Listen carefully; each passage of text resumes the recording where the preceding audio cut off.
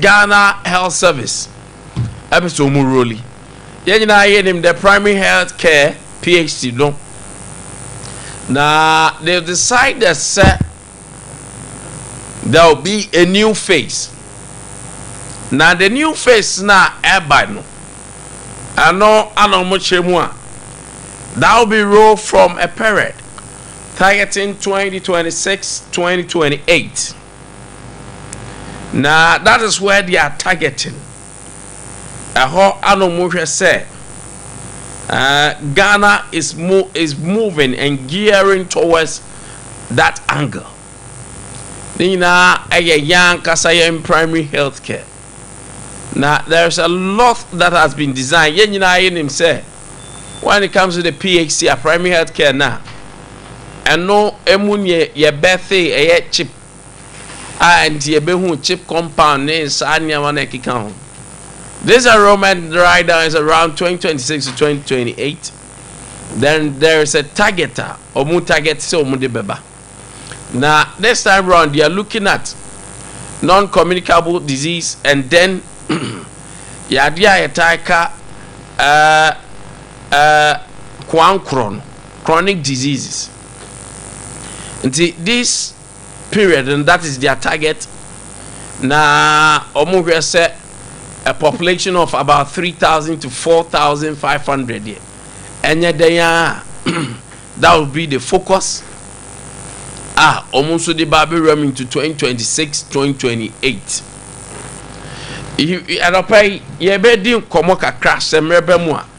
Then we look into it as a period day for PHC, which is the public health care. No, within the period now, and a maker so 2026 to 2028.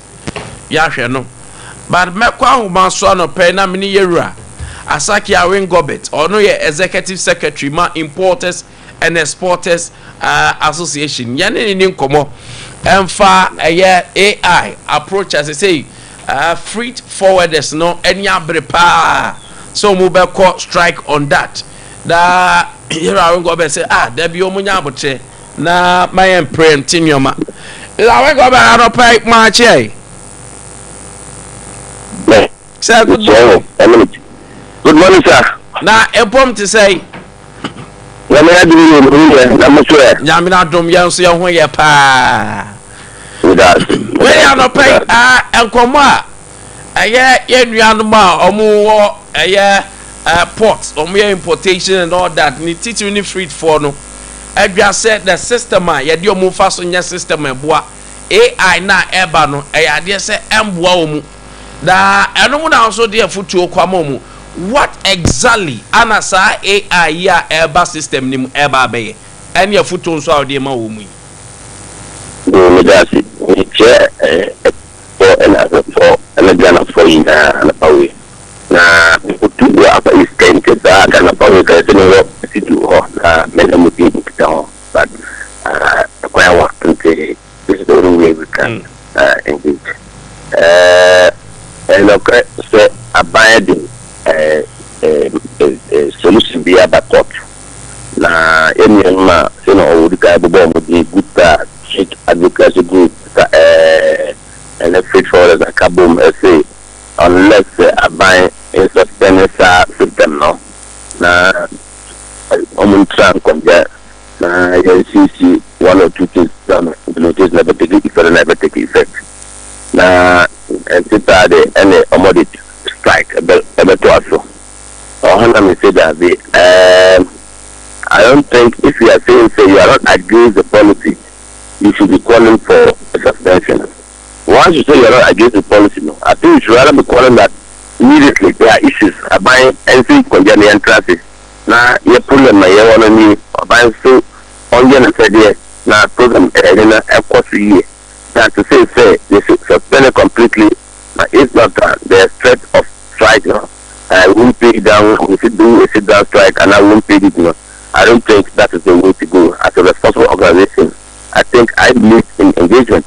If a banner were to be suing bad fit in terms of not ready to listen, not ready to engage, then of course we will say strike. But the government is really, really prepared and available to engage.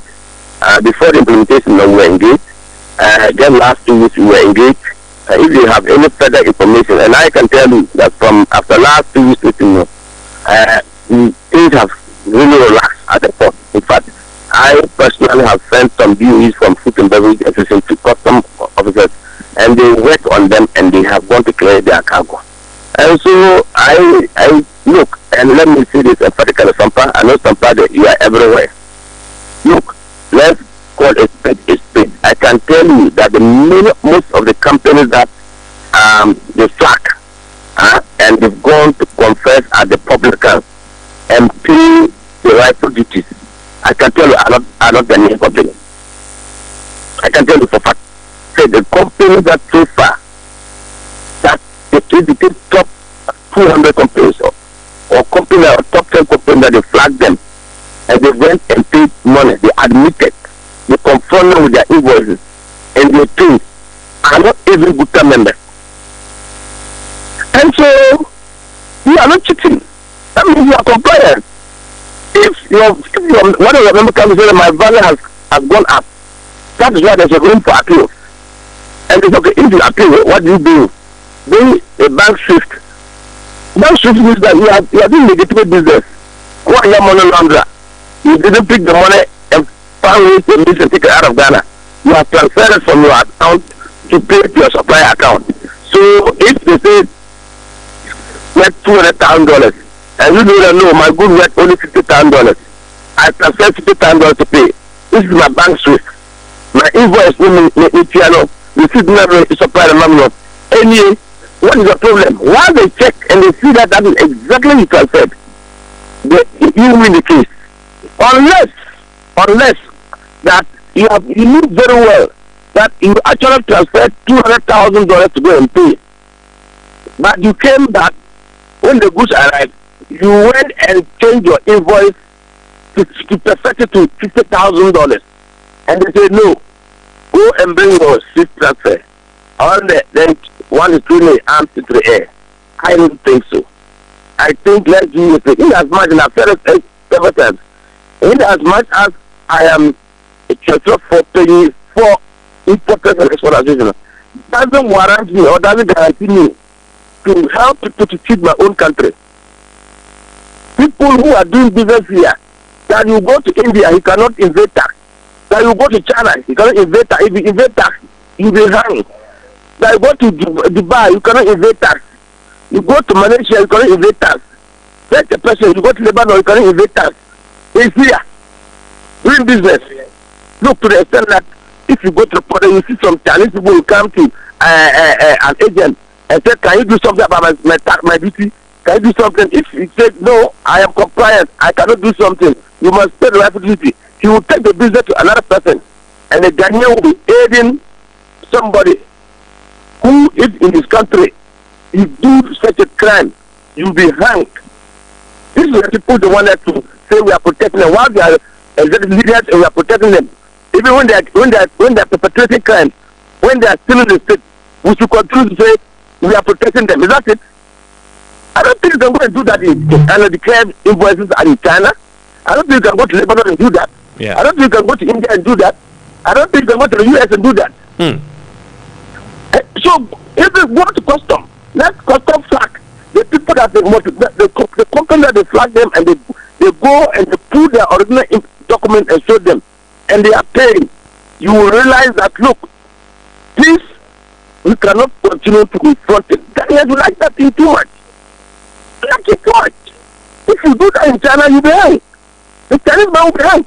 You the Ghanaian will be hanged. But here, in this country, Ghanaian can aid somebody to go and invade tax in the name of that's my boss. No. Look, in as much as we are numerous leaders, we must act with good faith. We have the integrity to protect the state as well.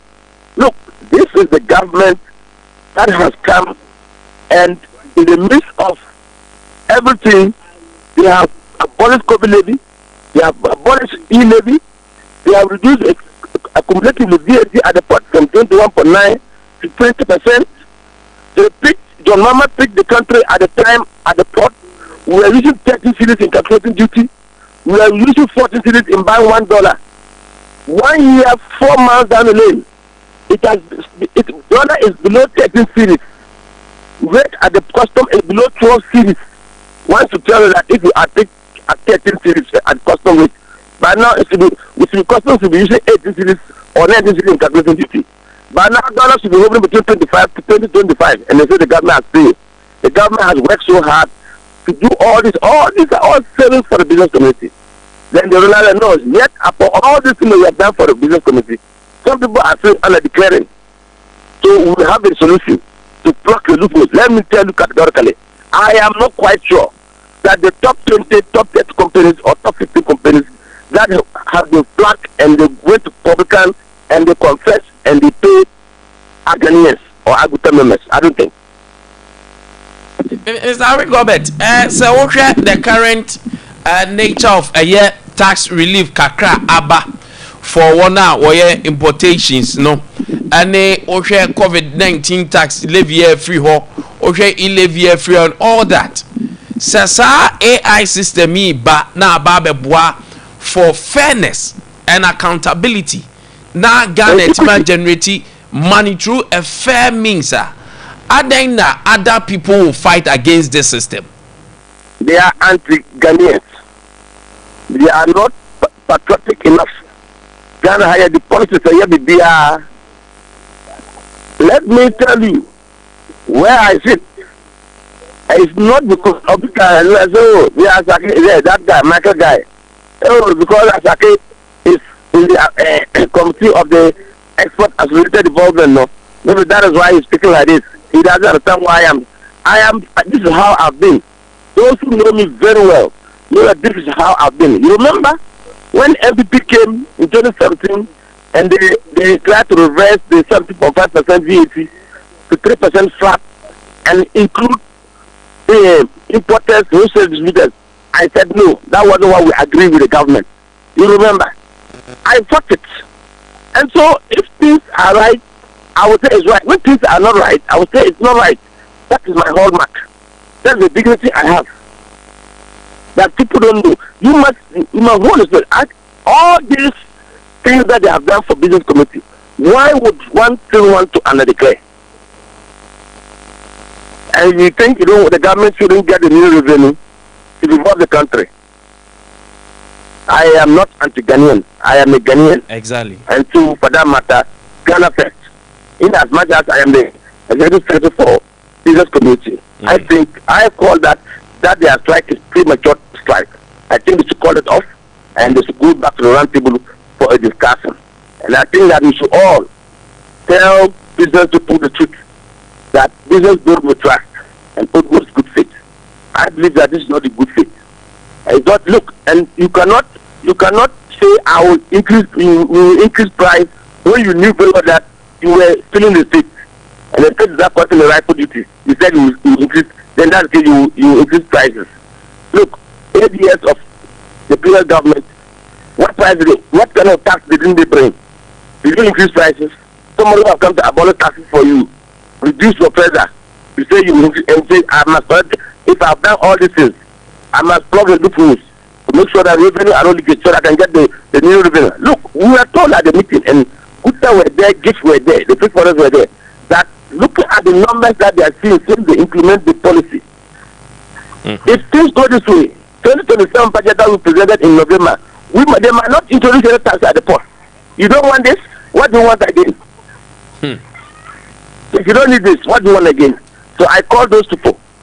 They are either anti-Ghanaians or they want to abet and aid, or they are benefiting from this tax evasion that they are doing, that the government wants to recover. And I think that as a Ghanaian, I think I should fight for Ghana first before any other thing.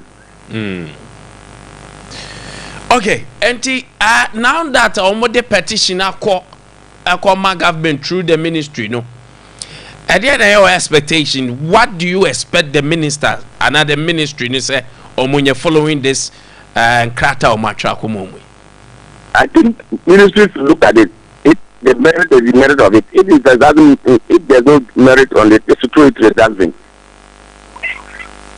Because we cannot not because of some few people in the whole country will be denied its needed resources.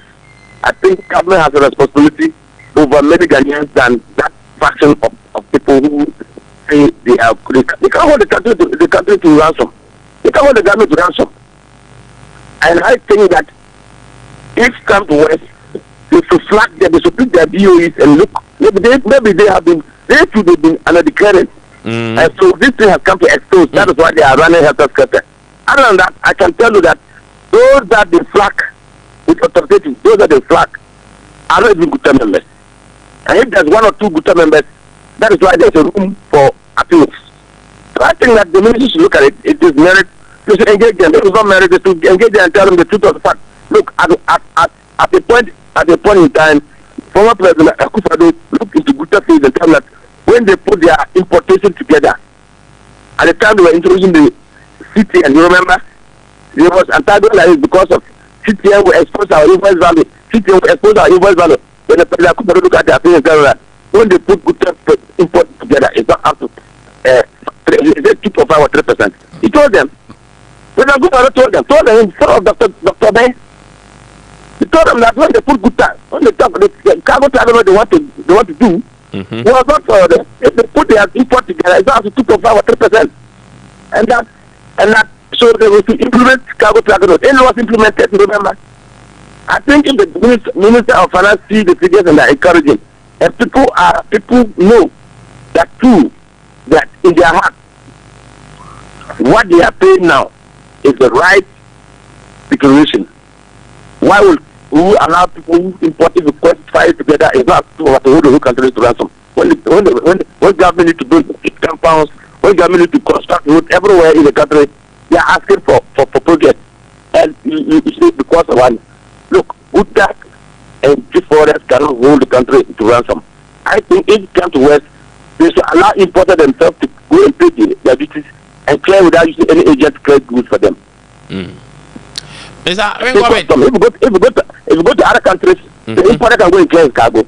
If he brought it and he knows what he brought it, and he knows the quantity, he knows how much he paid. It's a web based. The items is a web based. So they can go, the importer can go and enter his declaration and custom access and pay your duty and go and pay your cargo without using any fish for us to do any business. I don't think government should sit down and allow some disgruntled people to hold the country to ransom. But they should not listen to them and then go end up going to pay the more in rent when it is affordable. Let's call a spade a spade. As I remember, how sure are we say, sir, system ye buy the public air system ye buy? There will not be any cut corner, sir. You be say, a bibenya, you have say bibenya a free day, and some will be suffering under this system. Problem will be they may want to go take it to Burkina Faso or they may want to take it to Ivory Coast or to go and then find ways and bring it. That is why the national security should tighten the corridors of Togo and Ivory Coast to make sure that no goods come from Sompa, no goods come from Enugu, no goods come from Akano. They should beef up the security. To make sure, because if you are importer, bring your cargo to Temaport, bring it to Takwara Port or airport. And I know for sure that the items that the publican, that is why the appeals the last time we went. You see, after genuine answers, then questions, then they will give a genuine response. When we went, when the publican began, all many BOD were flagged and said go to committee. We went to tell them no, it's not everything that you flag and say go to committee. Some of these things, the custom themselves can use their own discretion to work on it, to approve it. You don't need to go to. But somebody who's bring high profile, high risk goods, that person can flag it to go and place the committee. I can tell you that as a last to now, those restrictions have been reduced. And customs are working on it. And I told you I have been some BOEs custom and they work on it. They didn't say they told to go to public and they work on them. And good president has the same access to custom, has access to the Commissioner General, has access to the Deputy Minister. They have access. This president has access to the government. They have answered to the president himself. So what is the problem? If there's any issue, let's sit and discuss. That to say, look, let's give a talk about them and hang it. This is suspended. I am not in support of suspend, and I'm not sure government is ready to suspend this. Government will never suspend it. Okay. Alopai, executive, you're not say. I want to so Ade Akye for near chief. Bishop Dasipa. Now, we Jeremy, now we need catch you agency on what use in the amount. Won't pay the mortgage on them. So I was saying, and it is an agent because money to me, I say, what no block of the encouragement. Now they don't have that legal right. And I'm sure the national security and the security authorities are in the pot to make sure that anybody who wants to worry anybody will be apprehended and face the laws of this country. It is, we cannot condone and connive like that. No. Ghana first. I see. Thank you. Good. Yara Samson Asaki Awingobit, Executive Secretary at the Importers and Exporters Association of Ghana. I don't pay Edin Komo for the Publican AI system through Ghana Revenue Authority. Omonde introduce now. This is in collaboration with the Ministry of Finance. So Omonde ba a portonum. The Publican AI there, artificial intelligence via artificial intelligence driven tool and no base. So Osha acquire custom evaluations and inspection of a year and yama ya kofaban. Send the processes sometimes obu odman wa and declare what is the same container neighbor the neighbor, but no way and declare there, and they don't have a system a bit mama uniformity. Any sign consistency every one. And depending on how Nipana or at that time, no, your money how you declare. Now say ya we muana pa. No my name bokrono or my name boka. And people are benefiting. But who bedroom on because they be the only links near the adeno. Now they won't me and they declare to back to contain a cover by was Obia 5,000. Obia 2,000, oh dear, I do 5,000. And decide I am compare a system member that system what intend to do. Say Ghana Revenue Authority, Ministry of Finance for Bekambum.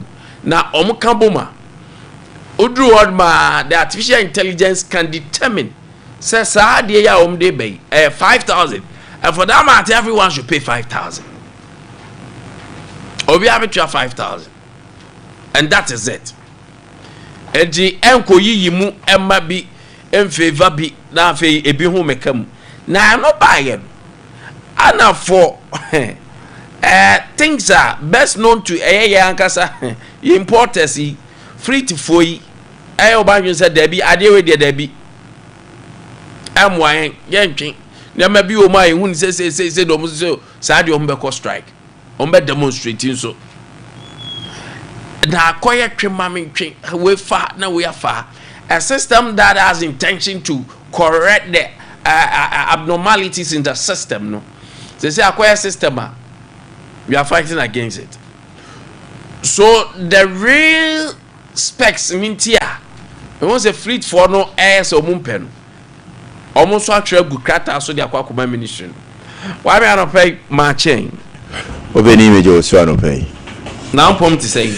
Obadi adaroma me ho ye akade edipa beye abo nipa na hotoni asetena mu bibia to dini if I show down so Obadi adome ho ye pa I love your shirt. That's I love your shirt. King of African wear. I love your shirt. King of African wear at the bar na misumabo and is ani ekolo nipa nyo Eliva calories nipa calories oh nipa nye nipa ya boaboni nipa ya boaboni nipa ya boa so yenwene nam yenwene nam nipa nyo beni feni nipa nye Kwame na maybe I'll do this on Friday Friday so betina we gwam na many opportunity bow show no so one of the places I met Takapa region by region elections because of especially MPP and NDC. Now, Really, boy, remember woman son. But me show bu. But me show my desire. But we realize that. I said, me why is how we can move already? Already. Maybe for bias be above baby. I hear baby can't write you free just prefer. Very bad. No credit. I'm ready. Can you? Well, what we told you? No credit. I just son of member saw her party. I didn't want a musu, but it be inshra. It becomes a blessing in disguise. What about Mando or communication? A campaign half is that. Campaign me say me who ya me ti ya say but I'm say me say nkofono omo ye campaign nyina ma baba Mando ti bono region there mo bia ha no ho say communications no say ba biem yes and one can mo bia nyini ti mo bia na why kwa na ba opini why oba kwa we why papa me can no crash or say people will not be happy but I'm saying this and yeah sanity the other kind of sanity on guy ma sanity on guy ma sanity and as well as say bia beti akye oh wow teacher we ya brother say o de for kwabla who ska clear the beboti we ya bro na we ya bro na ajeje ho mi pra o yiri ni haje why so na pe asma me kan say odru regions ni bia ye be wram Saudi wa onim de na me twen me can plane say hwe nipa bi wa publicly obetime dinatam on penny star but every party needs somebody like Abronye. I'm telling you today me obi anu oni Abronye akochen me but I'm telling you say every party needs somebody like Abronye. Oh, that's true. Amafo dinatam na say na regional chairman penny masa odim nyansa nche omum to abadman and the guy is going and will be maintained. Kwame Bafo Abronye odie a day will come remember certain things about him. People don't know him that much. And then so dear now, who be the atombe de me no kra na me se bia me ka kire. No kra wom na me ka kire. And it's going over. That man trinity. Wa be man trinity. E me man ni be bi o. Be man trinity. E me man ni be bi. Simple as that. It's coming. E me man ni fie se sa na be ba. So ba kwa be ma me ni command pay. Na me cheche ahwefo ene atiefo mu ewo PHC a eba aya public health say enyama a minister any ministry jaba begu edwa na era Tony Goodman ana odru ministry of health on e kasamafo na nsem nyamiadom portfolio ba ku biaba na no mrefi anopa ye ne nni nkomo na yenhwe sa new initiatives here by Kwame Anopena me kase from 2026 to 2028 programming so man lining up no say yetimi implement is going to help us especially sa primary health care ya omde kono Mr. Goodman Anopena ma chen Major so Kwamenkwanta Bisa now what to say adom yeah da wase Anopena so na prabe ya transfer free na nkan Oba say 153 na nka primary health care no say it now was here esa na say meju adwuma ya ama o esa na say meju adwuma ya ama Anopena adwuma se me wa na you na ai asem we dia ba ya no na many some of the CSOs no any one now NGOs on health edin komo yes anom say as a nation long overdue. Okay, what's some of the places I was here any China ministry no edin any chain 2026 2028 mo focus by say when it comes to PHC now free primary health care now but that's what I'm checking for Anopena the focus the major focus I say you bet neck block no na to say na ye sick care nipa yarea and sana ya sheno no ye changing in the health care from sick care to health care wa pomudin ebe yaye ya se obe yare na sana ya pre empower their equipment. And to say in there, promotive healthcare and preventive healthcare. Or share the number of deaths most about 43-45% more are attributable to non-communicable diseases, such as diabetes, kidney, heart attack, and Brenano, Anka, yes, for no, we won't get to that stage. And now, also can say, Diana, if Ananka only, or no, means that I are away, I want it. But at the hospital, their will to go to hospital. Sir, the other market, only at the agenda, or sorry, call the market. The next time of the wood, not our stretch to our hospital. If you are so, sir, I will say, wire my phone by providing this. You have a call to you have a call market, lorry parks. Now, you know, I engage you. You have the pharmacists from Kitty, was I removed in other accounts. So the show we are now about those account. We have the agenda to break this barrier to prevent money coming this country to go hospital, to prevent all of these things from happening. So the bear minor, a bear healthy, go so woman no bear healthy. Not meeting me, I say that, after Ghana. Mr. Goodman, now Minister Kabi be say, this time round mobile be very. What exactly is that program is about? Okay. What you say, you were preventive and promotive when it comes to healthcare. And accuracy is not only you identify most of the people who to common person of the hospital. They bring also who be done as oh, make 4 years, 10 years, 2 years, may go hospital that. It is only part of the next time they go to hospital. Now we do critical stage.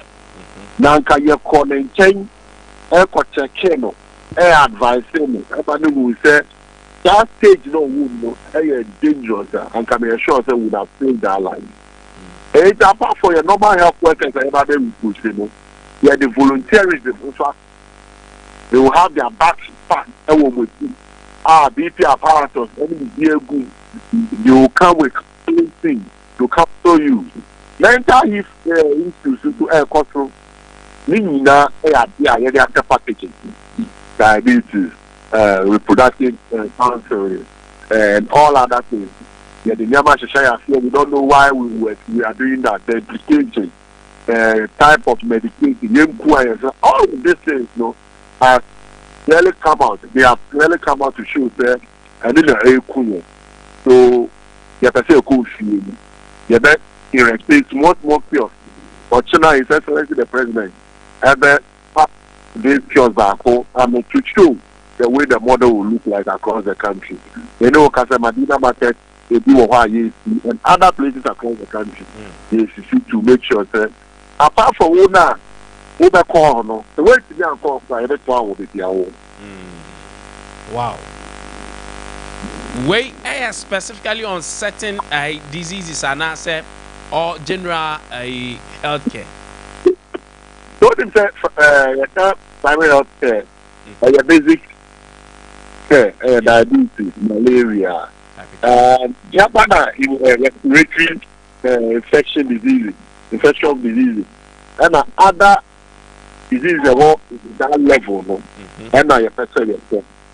Maybe just say my health insurance, you matter the big you are doing. Exactly. Yeah, your share was self compound. Now your share of health center, polyclinic. Now I was set your rich share was to about care. Who is that patch, which is a health insurance. This time health care, and the health insurance. The only thing that we are going to get now will be a passport or Ghana card and also voter ID card. I don't know that show. But actually, we know I was saying. Who could not care what we are hospital to the regional hospital. Who is here, health insurance? Now, what they are called, no stop of wow. I see. Now, just a way no, more than straight and mobile piloting. It's here 150 facilities across the country. 150 facilities. Yes, 150. Okay. Like the two way SP, yeah, in database, I have heard of deprived, hard to reach database. You know, go for current and one person. Yeah, I have data in the platform. And that's the areas I identify as I really. I was super. And I say, we say, I hope the hospital will find more. That those areas, we want to target it and make sure, sir, that then you see the test in those areas. Said you now can mean say we more integrated with national health insurance scheme no, but from Ghana Health Service for name more budget saying. No, just clarify say you are budgeting around 1.5 billion yes. alongside integrating with the national health scheme no. I know that is the target for 150 facilities. So that yes, this year no, yeah, this year the 150 no, has been captured under the health insurance formula. So a honest credibility. Any year only the account no, it has to be captured under the formula. There was a year to cap available to take care of the number that will be rolled out. Yes. Good answer now because way more duration for such a project. Oh, there be way long overdue. The primary health care has been there. So be a price of the His Excellency in the first term of 5 years, about a year or so of a year, and now they say, we have this program. It is going to be there. It is organized. Because we have any other policy. Yeah, your free SHS, your health insurance, your housing project, all your social projects, you know, where you're back and also the other one. Okay. Do when a minister can say from sick care to health care? Sick care is health care. I see. I don't pay my Yanas, you're a good man. Yeah, but that's it. That is self.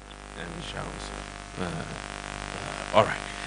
Era Tony Goodman and I don't pay what to say, you know, Edin Komo from the Ministry of Health, although Ane Kasama for our Honum, the Ocheche division, Abain so Edeba on a free public health care program, Yamebwa, and also Basso. Kwame, I was with you now, me movie a call Honum, but my Anope, my make a Kwame Command.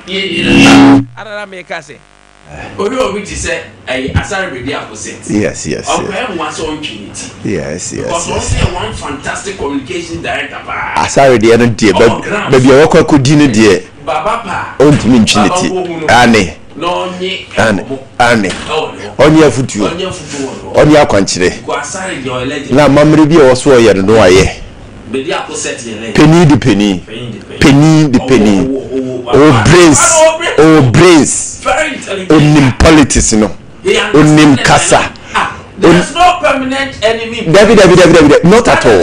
Not at all. Asarinim when to talk, what to say. Yes. And background no be PBA so we dey also work. Enti baba mando wanya mentor kese pa. Wanya mentor kese pa. Na ho ka chama ya asem no. Yeah. Nti toaso na ho ka chama ya asem. Nti toaso. Abronje chama Kwame Bafo. Kwame, he might have his excesses. Yes. It should be no transit. But yes. The guy is a hardcore guy. Absolutely. Maso Barbara is a hardcore guy. Yes. Kwame Omzomutimika. Hey. And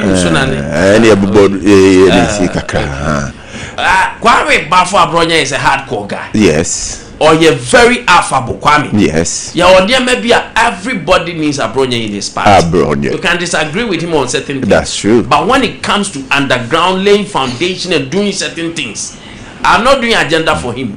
but Aquano, he has a strength, and that strength is needed currently for more party.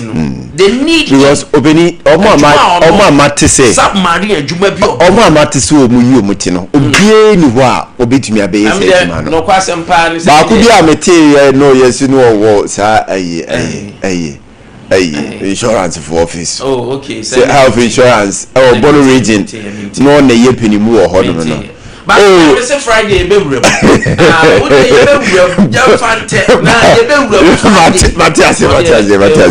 measure that. Our body weakness in this.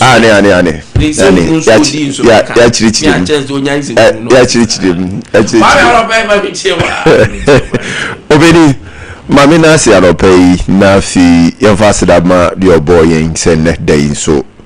Ade Akye Abia the danasi anopei me wienso penina fi machia ya tiefo ahwefo anopei womo etie yen na fi so womo ehwe yen se ye do mo asepa se o mo join ye no mo ne bedi enkomo anopei ewo hono beni ma we de ma me fa ya konsem kakra emfama me yonko ba ko a Kwame ukopie mo sunyane ye volleyball team no ye call training ko ye exercise kakra Elder Kenneth ne papa afrim the first time ne papa ewunie ti Elder Kenneth me ma ya ko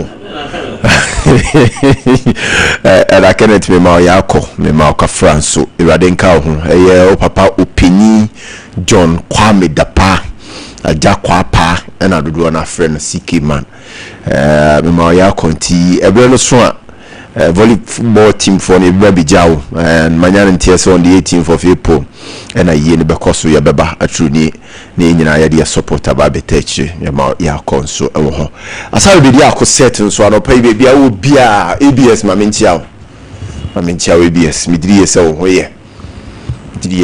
ye papa e do ba dia na se Kwame ma menhyase emfamfiri ehasi enra medi ho nkomo kakra na nenso mete ho na ni nyina koba besi de ye tete se ni gina ye nyina when it comes to the arrest of Baba Mando has to do with LGBTQ+ ehon komo se wakoye post B yeah, the image of Felix Kwame Fosu, the image of Sam George, the image of the President of the Republic, na se for keka the amity and say yes, and no nyina so a wo mo de aiden e de arrest no na opini and round so the amity and say occupy more regional police headquarters no na even headquarters wo kra say wo mu nim kra say invite bi sa wo ho so wo beba ansana achiri wo mo ba benyantie wo mo findings mu say ani invite no free national na yede ema brantie no ti me bisa me ho say your security system na information management mo na ekuta mo pa no den na regional police headquarters intumi antinsemi ho hwe na nra no ansana mote. How did you communicate? That is why memo have bibi betumi ato yen wabra yenim ana yenhu ana sa neti ana because me I can't phantom ejene ho sa meti sa asem no man ti ase se sa neti sa ne siye sa ne course enura our regional police headquarters wo Bono region Sunyane a ene na Ghana for what's your chance ma ye ho. And then I'm asking say politics and a pay and intina money tisa kosa na say city. And then again LGBTQ+ no. And then ubia obeso we akasa tia no or pese president they are sending the signature and member ye de emra e base de ye be hunu say ye nyintumu kroma bia no Kwame me support ni pa no meta ni pa na chi. Because we've had enough from our political leaders. Women said they need political will to take decisions a year of national concern. To take decisions Ghana for nyina ye kasatia ne kasa we yempe we yenyintum it is because the politics sana ye niema kata niema so na fi achichire yen ama yen ya kandifo no wo nsa akwakɔhye emrofo na ebinumu anum enti wo mu suro se wo kan mu ho a wo mu beka. And it is because yentumin building yaho individuals because of politics say NDC ba say NPP ba na so bi NPP ni ama NDC ni no agina ye na otutuni na namo na niema ekoyi a bo say ye politics ani abre ni pa na dwuma se enunti eniema nka wosi yetumi ye gina ye nan so se be ya these private individuals ebetumi support system na gina ne nan so no ye nya bi ye ni bi enunti de bia atoye ne asresere. Because when you go to these foreign countries now Kwame, individuals no wo mo invest in the economy na gina ne nan so enti won to me free by being co dictate enkyere wo mo. Because abayran kasa akra no ni say saying ni sika saying private individuals yi na develop or minor ewo ho, but in this our country it is only the government and they develop. Private individuals nanke yebema wo support kakra, yebema environment ni system na ye favorable kakra, yebema eniema emu agogodia masafoi nanka o minor o motumi aprim pumtu a create employment no wo muntumi nye nti ni nyina ba beda aban so nti aban no so ade echi a akoya sresere okosere sika de mfiri abonten na otumi de aba be develop nti de mmofo no beka no wo muntumi enka ho asem. Ibini yadi Ibrahim Mahama no, it is because the politics area tia ibinum from the past. Ibinum ya etwemu the politics sama egu munyuma ji wo munyuma de fi omunsem.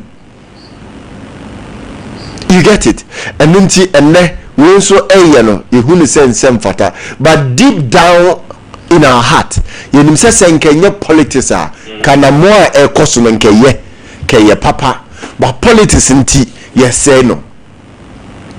Say Ibrahim Mahama to be jina na so na anya different likes mo be kan ho na say private individuals yi eboa create jobs e ma na me jina na so Kwame yen kosere sika wa bontin dim na mofu ya mekire yen de wose ye de sika ye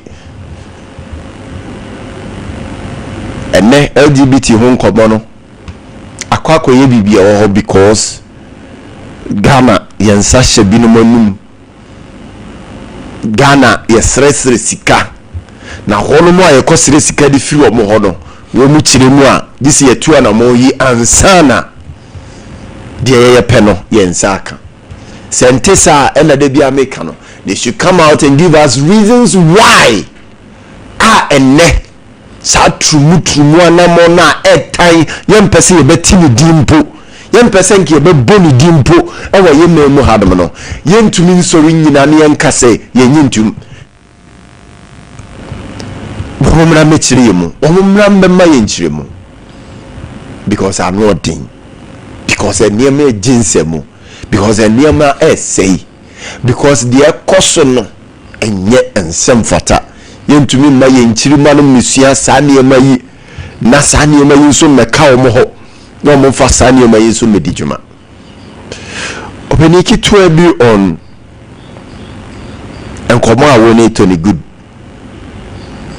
edi ya no pay Ghana access to healthcare no kwasem ne se ed ne papa yebre papa san krunki to ya hodo ya yebe kokoko no do o se chips compound kra eben na Kwame gi se bia 190 ne nemu because ne kwan kra so nsan so nye enti on to me famutu enko ti bia o do o just 190 be 2 hours to 3 hours and san hour to me access healthcare ye bia mu sei ya mana ya accessible na yesi wo ID card na obehia na yesi sikatua bia emmemu no yesre.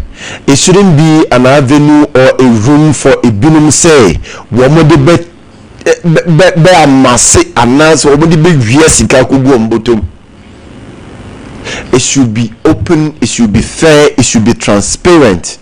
Say we dear sika we ya eko ya yede kwa ko disa adwuma yi. Sika na pepe penny yede ko. Na yede boa na ehonum problems no yetumi resolve it. Ehonum how no yetumi tu ase because Ghana yenimi yense se yekase yetu na mo we a ye so ne mfe na ayene kakra massage ani agya no ho yentumi solve wie na ochina bi yasan ba back say yasan kwa tackle the same problem yentumi nso asem no mu enye asem no nwie en solve wie da ne da nyina halfway thing and ayeye halfway journey and you embark on halfway steps and you take yes right it should be a tenor with dear anamuntu na womutu na so be bamfa so ankasa e de am my Ghana na eso nko bamfa so e wa manfo botom we de yesre ya pacho ti openi ma me na se Kwame, so what but matters on a culture of silence. Let me say this, the enra nenyen and then so what is good for the goose is also good for the ganders. Yes. Sir, mint now so and yamon who sem so. But Kwame, there are scenarios, they are worst case scenarios, sir. Abenya or currently. Or ye nanu me call ye nanu ya. If you be to make said na every yes, you condemn me and then you be condemn me. But what me want to mean can't say you approbate and reprobate at the same time. Sir, a buying call for our Mosisha Sia. O my dream so be man call for me can call for no to and for me. Let us tell them the truth.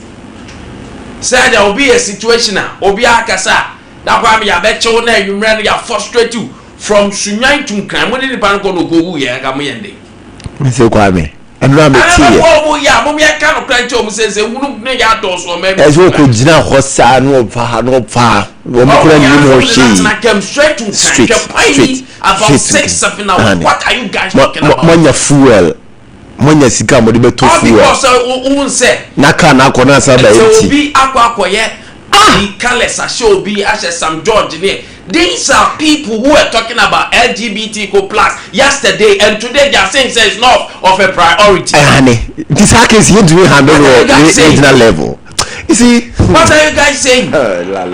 Say ne obi kase and rana o kase ade we nye. Sa dia na o kan identify o and what check sa kalen say what dia na she we nra ni obi na aye design o akofa be post on wa. I know the omu na ya. We have to be tolerant. There should be a system. We will activate the spirit of tolerance. Because Kwame at time na bibiana by media chair. Yeah, because LGBTQ+ is priority. But obi what kind of priority say nipa no? Yes, someone you are arresting, you inviting and we arrest and detain the person. What kind of behavior are we inculcating in the system? And dear Subatantano no. If someone should reference you, may go through most of his things, no, or post here, that branch any post here. Everyone cried, there was a question mark. And there was a question mark. But could be also Omubeye, I know to me now, we won't say the information was given was not true. Send this for year program be omutia obia 100,000 yes. But the guy was smart. Say obisa question obisa say didn't they come to do this? Didn't they go to this place? Didn't they do this? It was a question. And then I'll refer saying you were guys who were preaching against LGBTQ+. Today you come back and tell us it's not a priority. Then the panic kaiwa also umna we tikokum. What nipa na chena say from who say fuel tum crying it is asem no muntu handle no so what behavior is this muntu aban na msifoni ho na mo ka asem ye na wo hin aban na msifoni ho what kind of behavior is this police for no muntu handle sa case no is it etoda dabia the table ten sometimes no the security service no we have to do due diligence because enanum na obi jina baby catch am say Sabine changes could terminus to some of your leadership. We thought against it. And then move by the same thing. Politicians, you can never trust them. Me as man, they be American. You can never trust politicians. Kojo Nkrumah made certain statement be of Koridia you be no kase. Say we are someone now.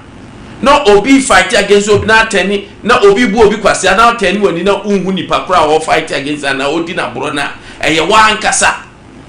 That is the behavior of politicians. Let us do our professional work without letting anyone from political party be influencing us.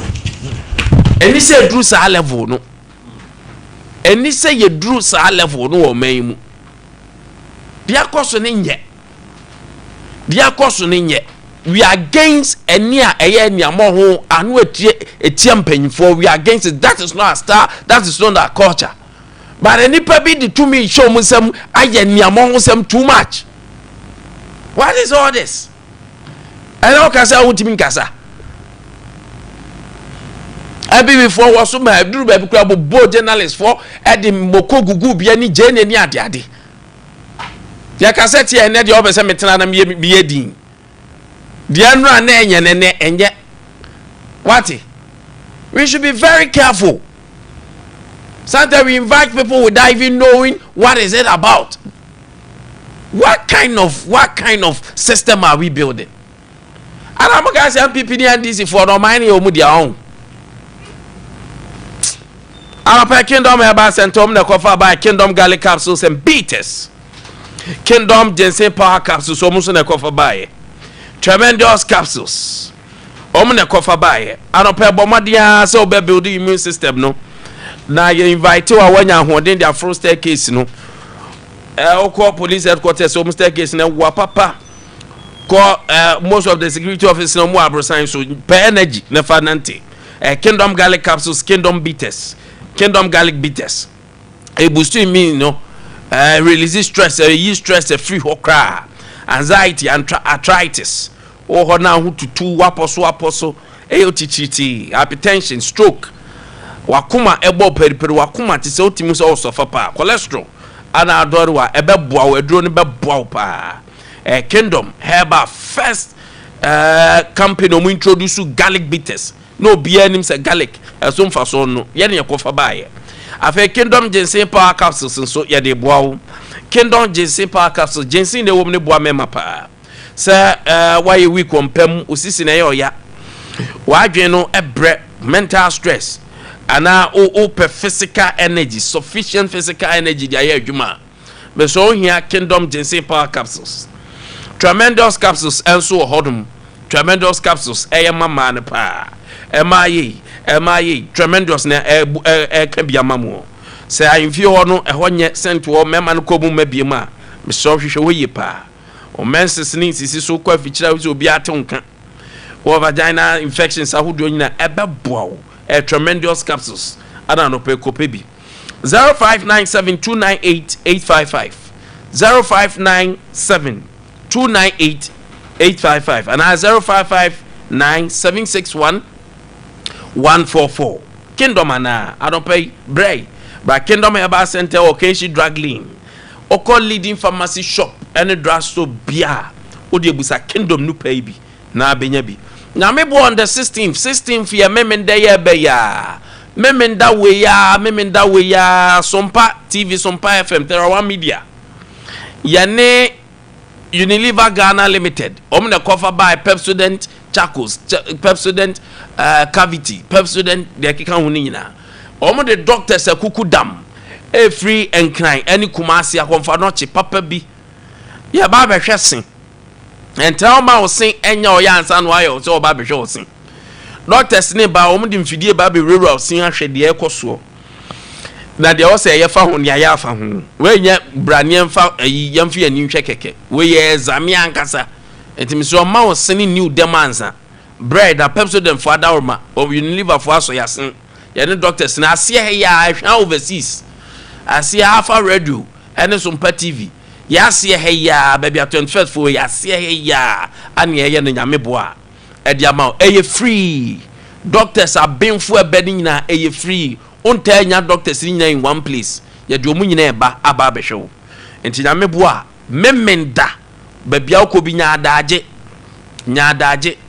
now so fa be ho aduru pa nyame boa 16th yes 16th ya ene 14th echina wuko 15th ene ya wo 16th bra ya wade ya bra na yenhwe na onso hunto mesi o hye nso ya wade ya 16th ya wade ya enti bra na yenhwe na wa ha ho pa doctors na ba ne de nanu me ko hu binam si we de Pepsodent for maboa ye pa doctors a on tan hu mu kra on ba be hwe o sen pa obu anesia chi green yare bra ye be hwe ama wate wanum yi ka enyo fort doctors no madwuma no nti om de enya news mom oba obekere de obeye dre wose ye de ma bibia kama ho beto fine wate o sen mane nye ka cancer tokuro na ebam no wanhwe adi beye wo srewa bra wawe bibia ma se no ayeko bra ni na yade sen yade anu adi o ti bra nyame bo ochina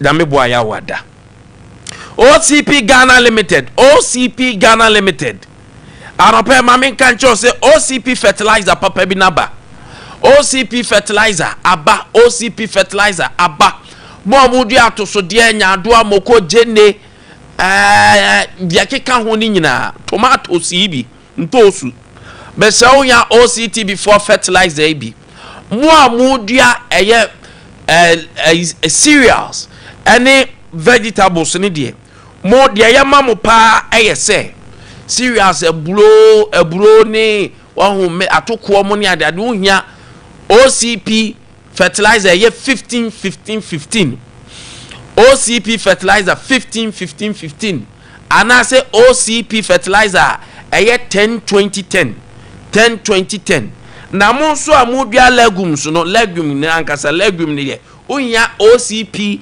TSP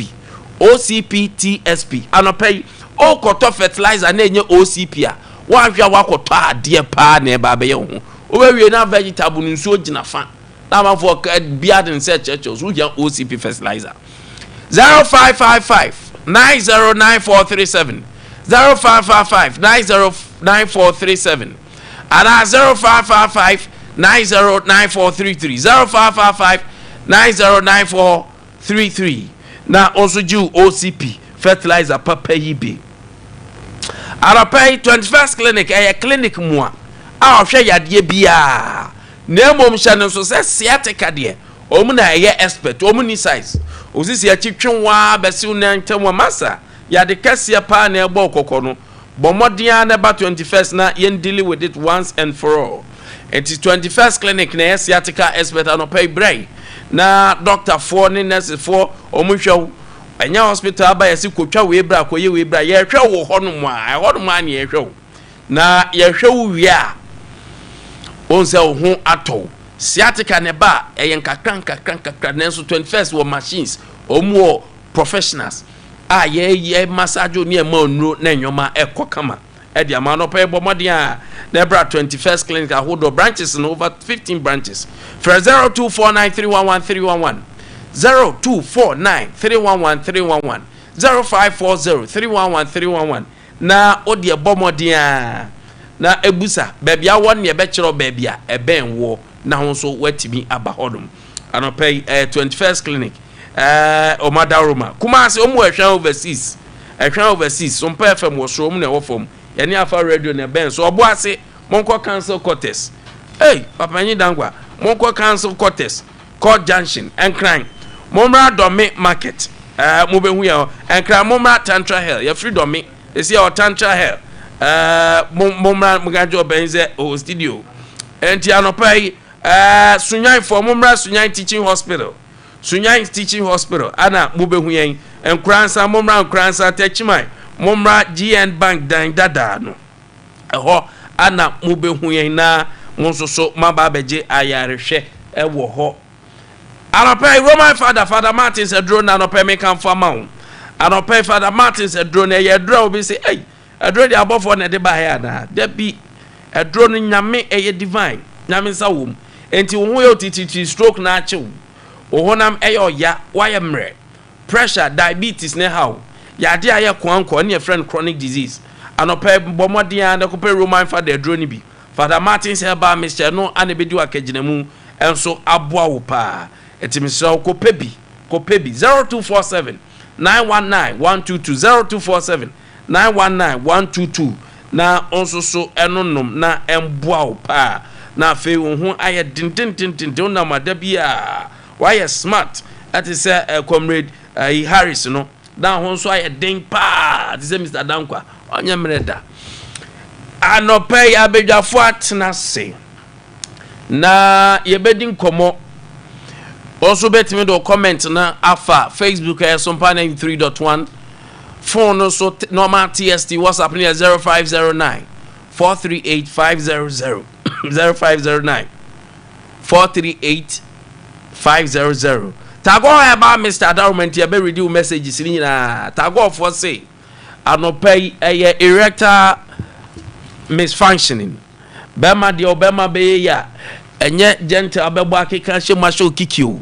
ana ofugu bi awaje bema de ni nyina yedi ni dem mema sem de yedi ni dem anope bomodin a ne kopeta go heba Mr. and capsules bubobi oni atenkan bema oba oni atenkan mesro oni atagofo enro ni bi na eno ana betimi aboaw ama hu ato na infections ahudo ni nyina enso ekọ drugstore ne pharmacy shop benya bi 0243 228 296 0243 228 296 na anopay numbi na emwao.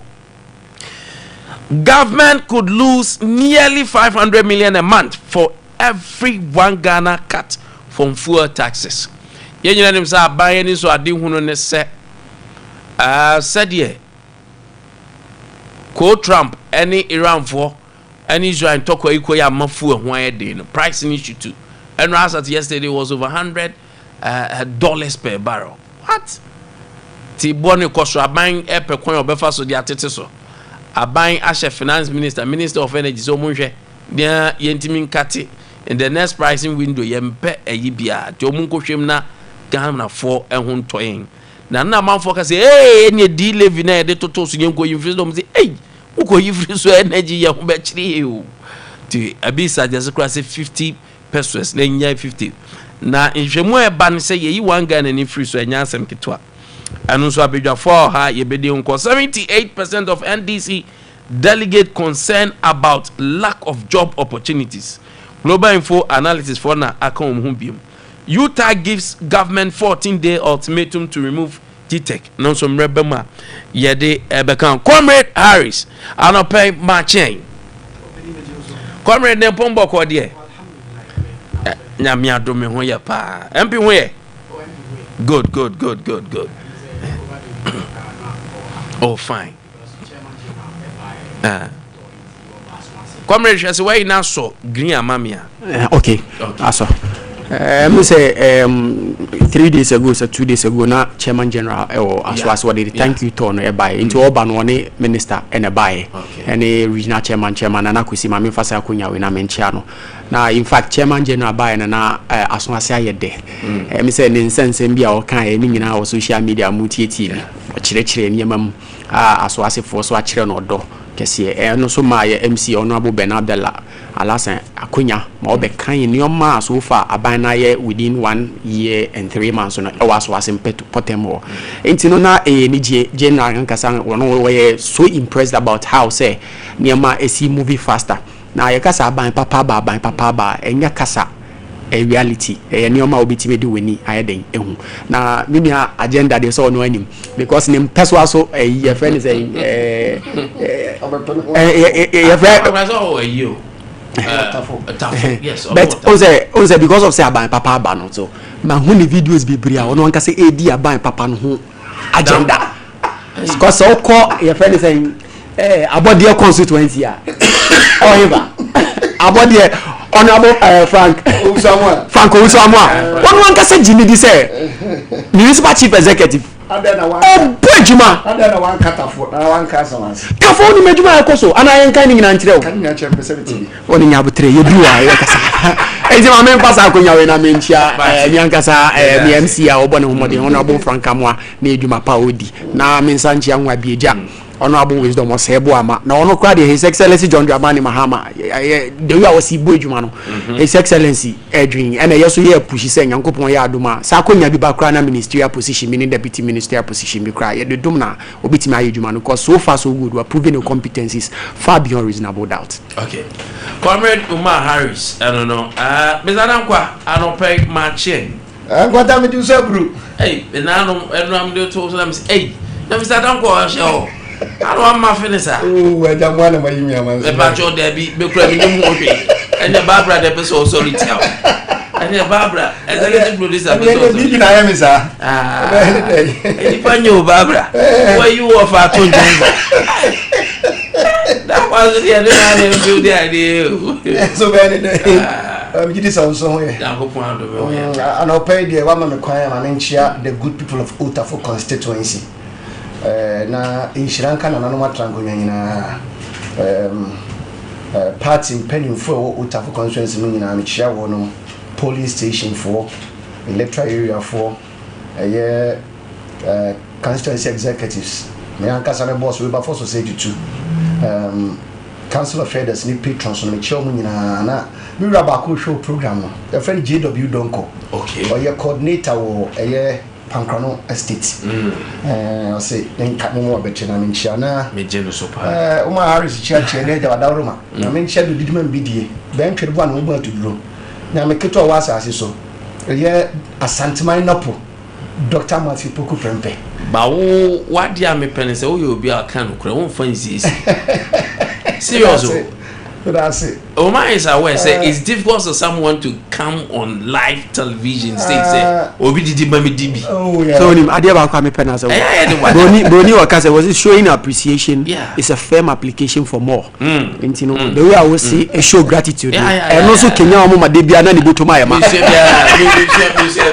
think from that. And a chairman monochia wana mununkumu ba chairman de ho asanteman koka. Chairman de ho kwakwa pia. One na busuan ko ni nyina me chio mo na no pe na santima GF Justin Frimpong Kobia the general secretary of the party ono so me say round 2 na be safa enti e chio mo nyina na e chiatifo nyina na no pe. All right, yeah, topic in so Omar baby I drew no people are also proposing say yeah call the Ensako can e-living na energy living na enya de say be boy a big costing a lot especially affair your various utility especially energy sector na e find fit say on betime gina mo na so here but president said there should be a way forward for us e obi nyame da se na em say sam komo yi kwa no sometimes me dwen ho amenti ase the sole mandate of the government and say obe fix problems. It's a problem no okra na or more e was aban no and making sure say or represent your money. They shouldn't be they shouldn't be the victims. I was aban to me yen your masidi abayad till my mufono and go through the hardship alone. The government has to hold the people so that abana or moto and abana so faso. But it's a problem be bana abana intimi na ye be pushy problems ni na mati my phone and as abana one be solve problem because the main duty of a government is to ensure it treats the people well and it holds the welfare of the people in high esteem.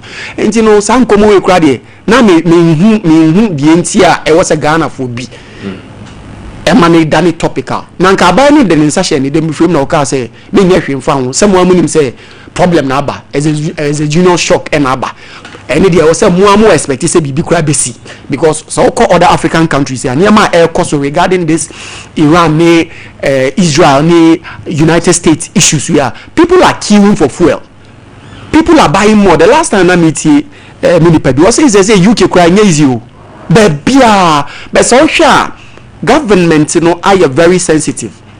Why? Because abana teki a lot of lessons in consideration. Most of the people are almost agitating about the beboka. The government has not complained. Say, "Ade ame beya no man tinasi ensusuhu anhwe kwanya mefa so aye se dia beya ti mamufo no ho betomo aban no so enkwa huye mu." You should know say before onifreni beka so the bo be den ebobo no na ne na ye den esi bibi so enti me say me aban na be hu say because of some urgent in my move some time ago na make aye nuanom na omo opposition na de ba ko Dr. Mahmoud Bawumia de beji din e politics organ ne say or catch Mahama so we incompetent or catch NDC aban under the leadership of legendary His Excellency John Dramani Mahama say we insensitive to the plight of Ghanaians because set obana oka say all the economic indicators ni microeconomic indicators ni na air pointing positive direction na ti ma move on ho chiri wo mo a ekosi sen. So kai emra yo call COVID mo president Akufo-Addo beka che say wa che ensu free as though say wa ye ewiase mu ne ma nyina no na sama for born abaso ye busa ne say eka say na oman ne bebro as a result of science na o ka so be dey o be che free because him say Ghana water no omo di sika and the filtrating water no emane pass through various processes as sika kese no kom ansana yen say timi akasika nti ye say eden yetimi tua ye busa yen say o man peni no sika no okofa ne he anase bibisa nti me let's appreciate the fact say abana is sensitive to the plight of Ghanaians our dream way forward abana who say this is not the time for abana say obeye hwe ha ama Ghana for nkwa na be the bed no.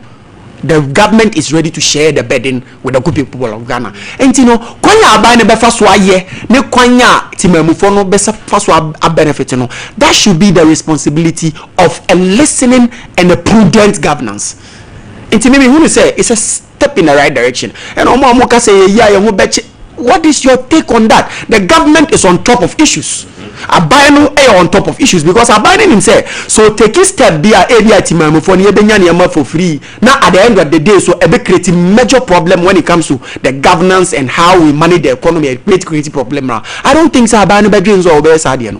Because look, I say yade sa 1 cedi on petroleum fuel. Yade sa living in Bayano. Among for me be kutia. Even as at that time, no can so she said that the way Abanisia manage the economy now, the cost of fuel, a liter of fuel, is above form no. Not the good people of Ghana were not even feeling the impact of the 1 cedi levy on petroleum. But then one more area, almost kasa be brain out, or man more a day no. So compare and Russia and Ukraine no enjoy you. Eguswa koso. And Israel so any United States of America ni Iran so the abebu so double trouble. But so compare the condition of Ghanaians as at now our war mienu ekoso concurrently at the same time need the way of mano position it's so telling say abano abon homodin because Russia and Ukraine buy new baby fuel price any diesel coin ni nyina ya ka bibia say Russia and Ukraine nti mamo nkasa Ababie no abeka kire say then government no mba beka kire say he wanted to share the burden with Ghanaians but at the end of the day Esla na ye dey buy na no more opposition am criticize and so mbetu mu as a result of the Russia and Ukraine but then when ya a government that is in amidst the Russian and Ukraine war na ekoso no Israel, Iran and America war na ekoso no the government is still sensitive to the plight of Ghanaians or Jane Kwanya abide absorb most of the suffering say that Ghanaian will not bear the ultimate price for what is happening. So I think I will say your book abina baso because abina yes many women any best offer and the cost of fuel so enim say we NDC no we MPP ni anasa we abina nya adwene ye too many etum but say abina timi ye we na eboa mini bi mi aye wa ha na wu nyina ye nyina at least ebe save a lot. So I think it's a step in the right direction that Ghanaians shouldn't worry about how the government is going to do it because the most important is we shouldn't be worried about how government is going to do it. There have been successive government, including the part one of this government, automatic decisions are so taking a cue from it, don't you think, sir? The more reason why we have CSOs, the more reason why we have experts. Government should do a broader consultation with such people. Say, beya, it's near to yen benefit. Abang is on top of issues. So we should let the government has. I acknowledge what you are saying, but then the issue is cabinet sat and a resolution at every cabinet, and I'm sure say abaning ka say sir issues yana sir agenda we are is going to last till the end of time. Was set a time frame, which means abana tenasi I and the permutation in the calculation are observing within the 4 months now abana case we are doing a berano, which means so why yet one casa the obit me I say within these 4 months and abana bit my heading a bit me assume without say a day in so bonny be a bedding because with anticipation say there will be ceasefire. Sure. You read the first ceasefire approach will take it on quarantine time. So be targeting within 4 months. Our faith still rely on ceasefire. Yeah, sure. And can we give a time frame? So Yamaya home within this stipulated time, within 4 months. But reality catches up with that. Say, a year, idea any yenko, a idea I won't talk up on him until ceasefire. The way forward for us is still black. Also, so far, government mechanism to address this issue, you know, way a temporary solution or temporary measure to curb the situation.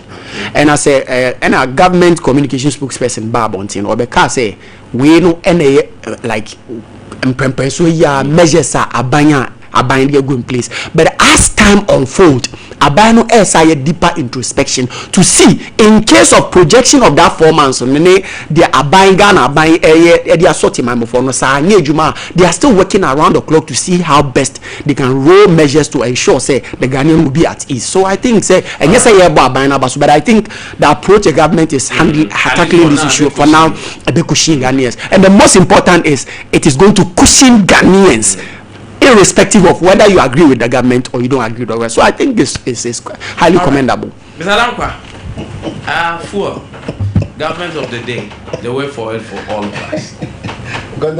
Yes, sir. Nancy. Say a kakra na your bus studio, so we are in Shama. And this phone Cassani are shown to my. I don't mind. I know what's the day. And then today they are saying, say Russia-Ukraine war, and then India, Israel, Iran, and the United States, they have a come into a more kunto commune until affective mine. Those times are not a more cassette Russia-Ukraine war in effective organism, and you be a young to bomb on to Kaswa, and I'm Kurumagireti and Pubino. Tom Refi. Ramahama now your president of the same person. Or can say Russia and Ukraine cry is about 7,000 miles away from Ghana. The truth of the matter is, and say, oh my Ghana for Nusulia. The Kufadu Frakunyason, now fuel price. I ja homa woman. And ne omo de ne board den enyo omo wan see the no krom ya to so na ne board den chen de kufa do ja omo January 7 aye jan 15 around 15 per liter na say 15 kwana kwashe board no so 17 e bo aye cause why you say when that's not true me say ko have say na wa here ma we produce and see from won kwashe zen that is diesel and that is diesel. But I say fuel, and I diesel fuel. Wow, I was a bit agenda. But don't be go with this. This is a fuel. Say fuel. And I'm what? Okay. It's moment sifu. No more coffee, no more cancer. Now they come up and tea, semi bois. And the woman now say the government has refused to account to us. Sir, 1 cedi more the 2 per liter of fuel in the shop. In the first place, that's what they should be doing. I mean, well, they promised to do so. Said they will account to. They should tell us. Okay, you see, you've not been able to account for that amount of money, but you are telling us the amount of money you are going to lose. But I say skating in baby echo. Yes, in baby. There be minia. Maybe do me can you also match fugu. I can Antonio Mam. Because omo catch the Kufuado say ECG for incompetence and I say inefficiency should not be a burden on the ordinary Ghanaian. Now you have taken my 1 Ghana cedi per liter of fuel. Me to 1 gallon bianwa. A 4 cedis 50 pesos. 1 gallon. Somebody saw who do so still understood the soon. And if not able to account to me. And when I will start this already 1 cedi, no. What to me can't chere me. Some years he can say, and I'm yeah way. But all the other will see who pay you 1 cedi, no. Some pay you and that's a winning pokrano. And they ask for flow. Oh, catch them send about 500,000 Ghana cedis on. And then they want to make 100 million. They want to and what they say. They should be able to tell Ghanaians. Because according to them, most of them believe in probity and accountability. So they should be accounting to us. Yeah? NDC for Alpha Ghana for say Sebi Toyom. Who catch them and say, Mo dia mo betra konya so a. Enya dia. Ba didi to fufu bia. Na to e do dada no anaja. Oba ma no yi bi kura afrim. O ka say o ka 11 yam hye me pa. Em say yam say o justify ka say energy level no. Because 11 na na ho ye time no mo friend evil level no. Now we send you 1,000 Ghana cedis. You do 1 cedi. 10 cedis at 1 10 cedis. And Kofu say you tell me to change that in payina. But you go to a liter of fuel. Now say we 1,000 Ghana. Which are more than 84 Ghana cedis. And what did this say when you want to be more content to me? What you can carry a populist approach now over taking on. And I bet you now, and you can say Ghana for you now. I would go then. What am I do? What am I do? What am I at Memudo? Bra, and you bring home. And Ransen in my buy ya Juma 16 months. I buy him Shaonka. If you buy Juma 12 months, I buy him Shaonka. Import security service, prison service officers. There's so many other allowance. Other way, other day. Now, I didn't move. How can I? And one is taking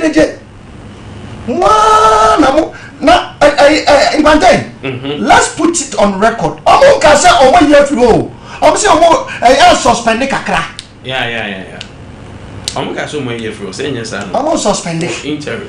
Now, when you say, I started complaining, even sir, COVID levy, and almost said, now, says, I will call you, Grana, or Tadia, and that's awesome. COVID. Then it's legal. I'm complaining. I'm not saying yes, but to whom sana. Yama public in soon say illegal. Illegal. Oh yes, it's illegal. And before the catch you say, Shasro, so wouldn't you now pay Jaw when you Shasro and foot to the big one, Yamacho. And see, one of the farm D levy by Doom so levy. What is came out to me who are contagious? That's what the sumo and ranting near Jumania and my bad bread. Made by me, I can see one more magazine, electric do Nick and your brother Juma. Until Abano sir, what did a Kokomotiqua Yasu Trony di Jau? That's it. What you told the good people of this country say Russia and Ukraine war any so be our man so. The same, so if they are to go by their own principles. And also to me, can't you say Iran, America, and Israel war also, and will soon sound so minus so. They should be able to tell us. Because, you may say, I'm about no to tell you already, I can say. Dario, one of Mukokai, one more say, and your one must have Mokayo. Sasa, only the best 7,000 miles away. Nadia. Israel by Ghana. And now Israel Iran, Charlie Harris, Iran, a very champion Ghana. Match him. Sir, which him. I'm afraid we'll be to match him. I'm not all right, I'm taking a minute from you now. Global info for topics because me na time can cry Rebecca. The culture of silence and man who believes all right. Opinion on say speaking truth when you are in government, it only make people take you serious. But then so we say when you are in opposition, everything you have to find a way to demonize it. one Ghanaians will not take you serious. Ade Akye can say no person, President Mahama Njina Baby Anka say Russia and Ukraine war no, it didn't have impact on Ghana. So okay, at a point in time, MPP for years on a buy a radio. So what I said, His Excellency John Dramani Mahama Kujina international stage. Acknowledge say Russian and Ukraine war impacted Ghana economy. I don't think so Ghana no I can say Russian and Ukraine war impacted Ghana. But so caught in the international community no I acknowledge the impact of Russia and Ukraine war. Which double standards do you stand for? His Excellency Yenginaka said yes, Russia and Ukraine war no are affected just Ghana. It's a global shock. African countries you know come, but amidst that no, amaya no more prudent in their economic management no. It's me hold things well, and the citizenry did not bear too much of the the burden. But mono be I said most of them about on the mobile winning election on the mantra. I said more you have the men. So okay, so who men now in times like those periods now mukomo, that was where I was a mutimi day. It's me chirese ampa more the men. You could not do it. And you know, so that's now say, yeah, can say Russia Ukraine war never had any impact. And now somehow can now no credible. Yeah, can I say yes, impact. But what we see what the men I mean penny say about match between Real Madrid and Barcelona. Baby who say Messi and say near me no I day, no assassin your many. And now baby who say Ronaldo near me no I day, no I intervene. But what about also what the men now problem can crazy. You so men not solve the problem. You could not. But the only thing you did was complain for 4 years, and you hear now sadly complain because we are COVID. So, but what we said was, look, so who are the men now? During that time, you were supposed to do something because even amidst the Russia-Ukraine war, amidst COVID, other African countries, West African countries, started recording growth, but yet still we were complaining. And before the Russia-Ukraine war, now what were your economic indicators? They were already poor. They were already bad. Your exchange rate was bad. You didn't really have resilience against that shock now. So clearly, now more problem than that. But just that you wanted to compound everything on Russia-Ukraine war. Again, also make your argument say one CD levy now added to petroleum no so no. You intimate justify. Make I say finance minister call parliament call king kind budget no. Yet introduce that levy. It was categorically clear stated say about be generate I think 500 million. And about be generate. What the amount now? Wait, what the amount now? Salary. No.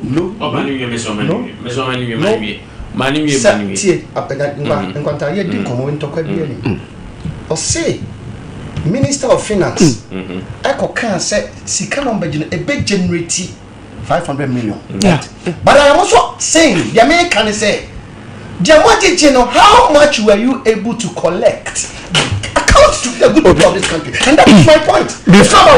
Okay, open Matthias here. But Harris, I'm one person everybody knows. Say, I put records straight. Yeah, sure. No matter how it is, because of your audience.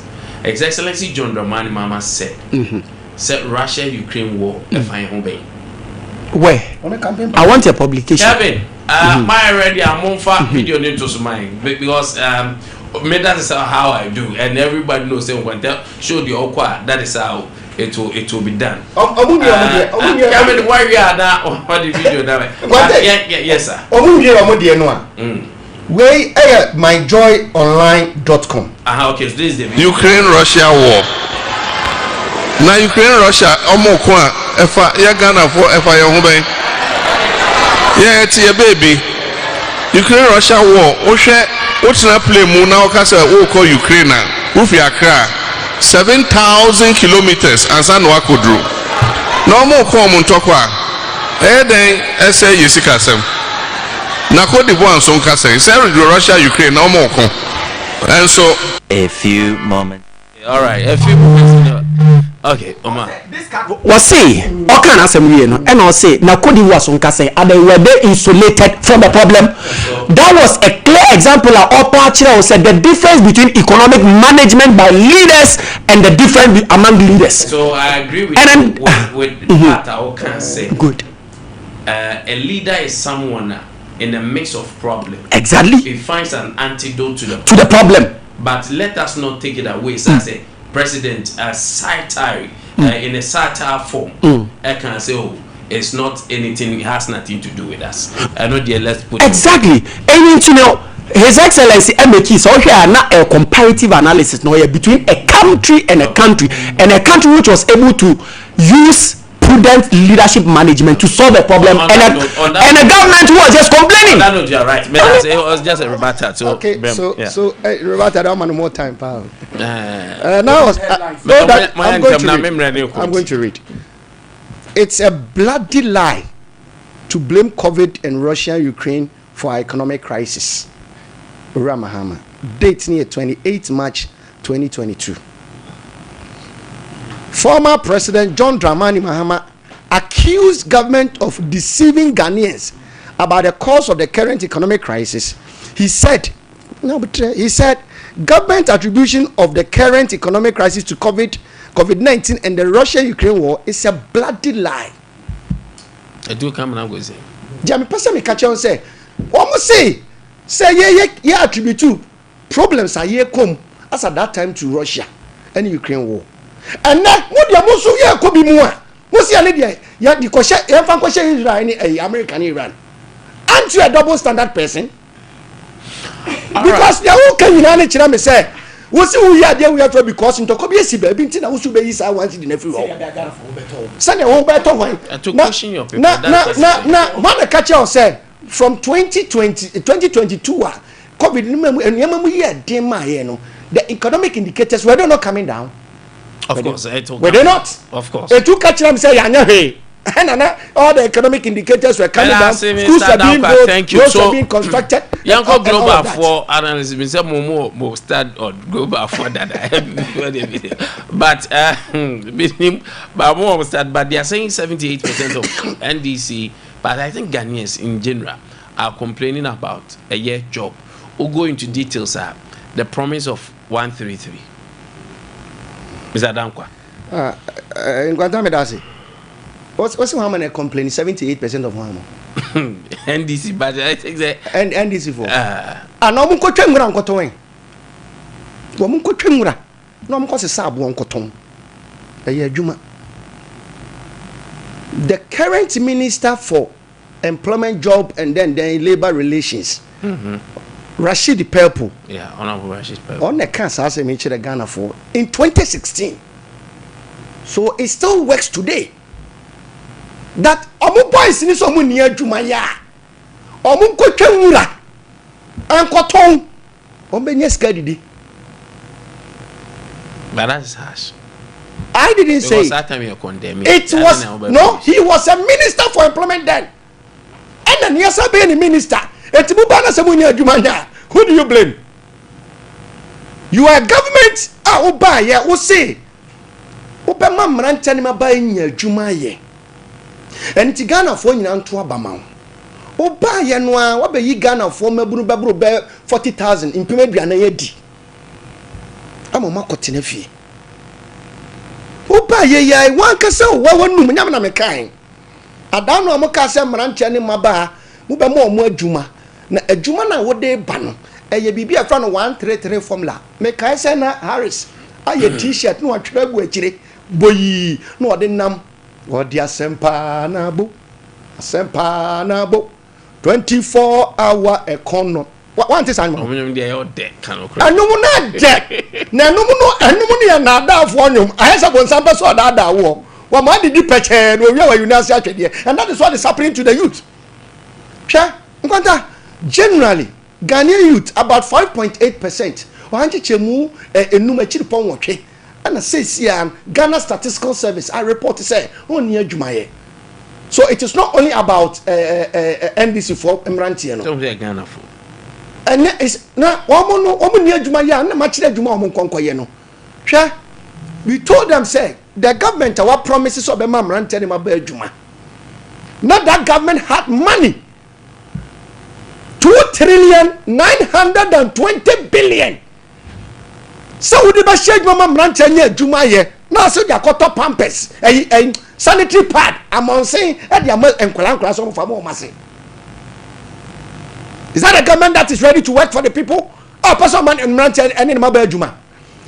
and then me da one na me se me kwa hwe ndisi for manifesto na enkwanta wanu manifesto ni mu no ana sa wo mo keka nsem bi pa na sa nsem no mu journalist for na se siam so makama no atum no mu musa sa questions ni mayen na Ghana for o mo ye fair people o mo tom ba bi o mo de wo mo no aba no na o mo tubie na so wo mo ntumi nche ne yen no hwe and this for catch Ghana for so mo de eniema bi ba apart from the 24-hour economy no mo say mo de bibia be friend Women Development Bank ebe ba mpacho sa bank no wate ho asem sanke ba ye so anke mrante ne ma ba no a wo mu ni adwan ko be na bia ye o me pacho no wo hen now again almost somebody be a friend National Apprenticeship Program and you see another policy some kind somebody ba be training kola me mrante ne ma ba nya adwuma ye be si den no so ho sam te sai mo musa wo mo mayen amrante do se no ma form a ene ndc fo ankasa mabunu atiem se ye nya adwuma nye ni aho hyehye ye aban papa na aba no eno ni ahu dwa na da wo. Thank you, Harris.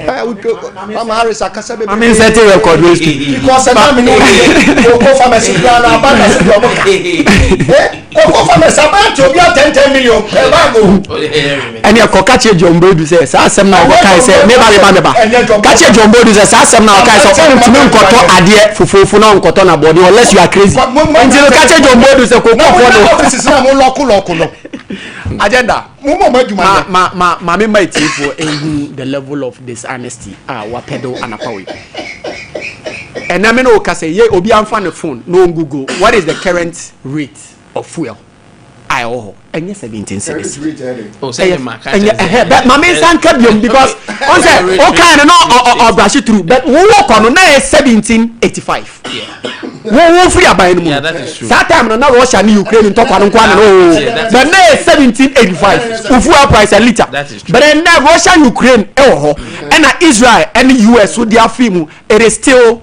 saying it's better it is better than yours until you set it down record ni straight etie ni na ma me nko global info analytics na me nim say agenda kwa betimi aka bibi because Musa dan kwa de o modi kan aka say we ni pagunu na asem bia amfa kwam na me Musa dan kwa and ambo on timi nka na asem on say sometimes acknowledging the truth is better because papa ya mo twe ne sere twe na basa di na tem I think it's all the time mo de bia mo di na tem 2024 general election predictions are by demographics ni bibia o chire mo no at the end of the day mo ankasa mo lead propaganda spoiler do mo chire ade no buru ni ye no ofre no studio ebusa nsa Musa how did you do it eje ndie ni nyansa na me dwen sa time no it was going to inform MPPs to understand that the man know what he is doing because he has proven far beyond reasonable doubt say you people were lost.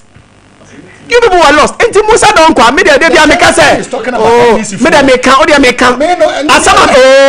asama make can say it's high time mo be cut down mo ego na Musa dan kwa no mo krokro no in fact mo na wasa mo finance no say dey be ya always continue aye nyoma na ama mo samoda mo nyane that is one 200 million na mo dey obeni on say Musa dan kwa why researcher me taking the research in serious but one of the things made out is say Abia they took it into consideration because currently I know so many of our party people are yengina ye ba be no expectation me say nanka me Bank of Ghana ho na me yejuma because obi ape baby aye but aban ne bana baby a ohwehwe no onsa nka na ye de baby a Abia na enye baby a opeso wo na yakaso jina ha nipa no bekwa kwhye ko de na whatsapp pa na no asede onye den oni hwe and oba TV so a sa flyer na mo ye congratulations onye bi oba TV so no radio so onka what important onka because we can catch a penny bi say aha na me den mepe enti so continue TV so ni radio so ana na okọ kase maye adwuma penny ne tia baby a open ne nsanya de ni nsanka aruti na na boy de bla edi no all right but what would you do? Say adwuma na just am nkofo na omo ye nyampa basika mi bu some culture of silence but mo fa me time no 0548931931 yem 34 0551931931 0548931931 at your phone more and the birthdays no Barbara the Moses also. Hello, good morning. Yes sir. Me you so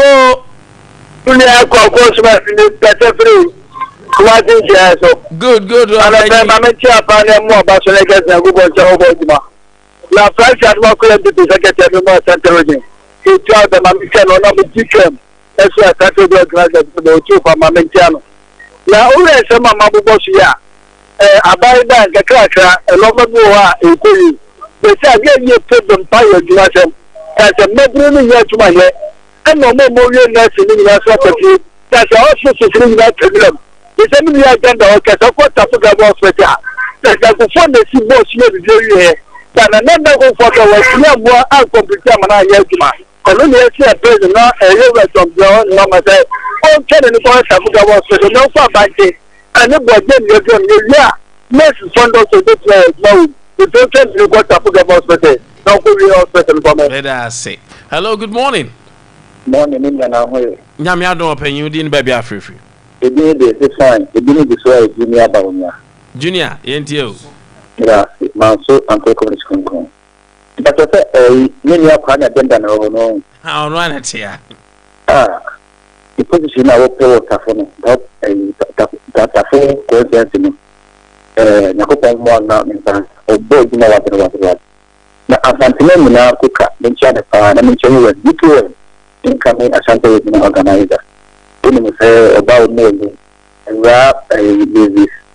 Now, also challenge the way to organize. People say the Mania, your kid now, they say, if you go catch your say, anything by any queer in the who, the Bianco, the man is stagnant enough for you, call your ma, have a cry and say, at that, what you have to be and smart, leaving at you and for quarantine. No, I can say, LGBTQ, or the idea pressure, I didn't know you could father, and my good father, as I say, no. You need to say, attendant work out from what I mean the first priority. What I say, and then your married but entirely when you to form any you to form some working man say, why you my phone? I'm 6 months in you to work out, but when you're 9 billion, 90 billion move, if you could happen to I do. To be like a man by you. To be now a man, you dare come. One brand about your mother 90 billion. Whatever the coach or the coach other goes on, you take out and say, and particular enema, Akam, any dear. As a net, you people could get the let me some quiet. Junior about me, I'm an ass and I'm in face here. Never time the movie, Mammy Ramna. Me, shall I mean your birthdays and so birthdays in the Wumpa MCR. Are you guys ready? In fact, we now for me. Hello, good morning. Yami adon boko dance. Papa no oba di is to na na mo den papa. Yes so to na yes no papa. Mo so la na mo di bia na mo tu so nbe medina eso ni ya joate. Amen. Am sure pa. Ina kidu ka so so ni chana no pay.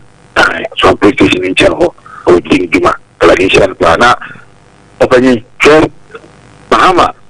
We can't Mahama buy just power economic. Oh, yeah, you might get petrol buffalo. Oh, better deal one coin and I saw all the one of mine. And okay, not yet, Mama. 2 million go. Not I see a but what you know, yes, of the good boy, competition, we say, Obama, yes, fine. Because you can get him a cabinet to make my whole gun out. Now, I'm not saying taking 4 critical cancer for 1 month from your summer, point to a day. No, get to what to. Another, I do you it's Mama. Let I cannot hear Kafa with you. The Coco to Makatumo, the radio see to which you know goes none of your possibility. One in your one jet. What is the way they motor down? Better I say thank you very much. Barbara and Fakos in his own birthdays and MCR. We said, Mommy and your birthday, no been pesa. May take it time off a year. Okay, a glorious birthday to Portia Brago, aka Ofimba Ketri, Brago of UK. On this special day, we pray that your heart is filled with happiness, your life with endless laughter. May God continue to bless you with good health and all the desires of your heart.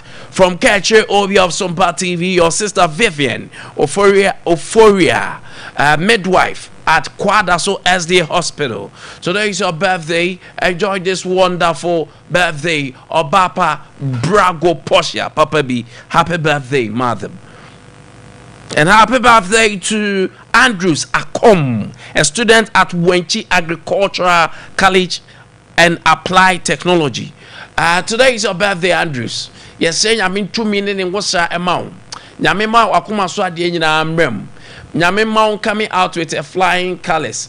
Be successful, even as you take this academic exercise. Happy birthday, Andrews. And happy birthday to Ampe Fortune. Oh yeah, nurse, our Okonfanoche Teaching Hospital. Fortune. Today is your birthday, beautiful soul. Happy birthday to you. Today being the day of the Lord, we ask for God's mercies and grace upon your life. Ulysses. Wow, Bema, Ulysses. Our Sompa TV, is that not Ulysses? Ulysses, so my happy birthday. Osenya Misha Emma, beautiful Fortune. Enjoy this day. And happy birthday to Era Apena, a free as Ustad from Obed Sompa TV. Obed Soma, happy birthday, Era Rabna Papa B, or Hima Arabna, Ahonfe Rabna, Obed or Sompa TV. Also, my happy birthday. Enjoy this wonderful day. Sounds a happy birthday to Yao A and San Frimpong. Yao, Belma, Yao. T to the bone, T-bone. Happy birthday to you, bro. You're saying I'm at the mount. You're saying I'm so mount quatinting. Wait for me, ho. Kwame Adade, anything money that there'll be also my happy birthday. Yao. Yamin York, Swati. Yamin Emma Bottom, Engo, Nettie Bottom, and you're rich. And yes, some quatinting mount. Happy birthday, bro. Obra, do. Sounds happy birthday to Makonta Preko Pet. Makonta, Mr. Jaba, the big obolus, Nikun, and Quadati, you ask all my happy birthday. You say, I go for sure the mouth. We ask for God's mercies and blessing upon your life. Just me, I'm flu, sir. What would you say, me flu? And I can tell us all me at time, birthday with the end of the row. Happy birthday to you, sir.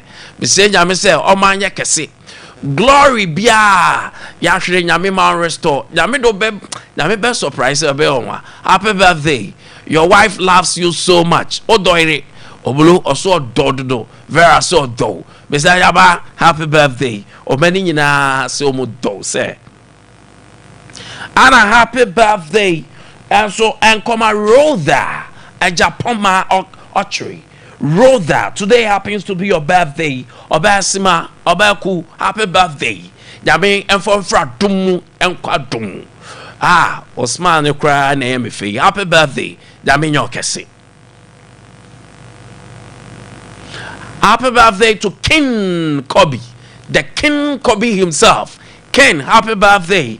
Yami Umfra Dumu Quadum. Namani Shaboso no and Tongu so King Kobe. Happy birthday, sir. And happy birthday to Prophetess Millicent Abrampa of Apostles Continuation Church. Sunyane Anawo. Yeah, Mami Abrampa. Yes, say Yamisha Mau. And then you know how to say one can pamre. Yes, say Yami say. On from Fra Dumu Kwa Dumu. Oh, exceptional. May your oil and grace on your head increase. Ma, oh yeah, napa. Oh yeah, na. Yeah, my happy birthday to you. Nyami Enshaw. No nyo kese. We free wonder G. Ana Bianca Kwame Nkwantabisa. Yes, happy birthday, ma. Sompa TV, Sompa FM. Yeah, proud of you. Happy birthday. And a happy birthday to Flores Asantewa Oba Floor, happy birthday. But this season come with all the best. You are a student at St. Francis College of Education. Hohoi, we free, Bojibo, NKZ manager. Manager Bojibo say, Oba happy birthday. Or senior me manya kese. Obaku, Nyame Inshaw. Happy birthday to you. And happy birthday to Agnes Taria. Mama Taria, I give Papa be happy birthday to you. Nyame onim di enchodo ba wiase no ono ankasa mane emremu. Agnes dodo na animu say fro Taria. Oti ahene makokoben we free. We are form 1 student. Kes we free say wisdom of Sompa TV Sports. Say wisdom say, "Oh my happy birthday, Ma'am Taria. Enjoy your day." And happy birthday to Nyame Pokuya Afrifa. Nyame Pokuya Afrifa.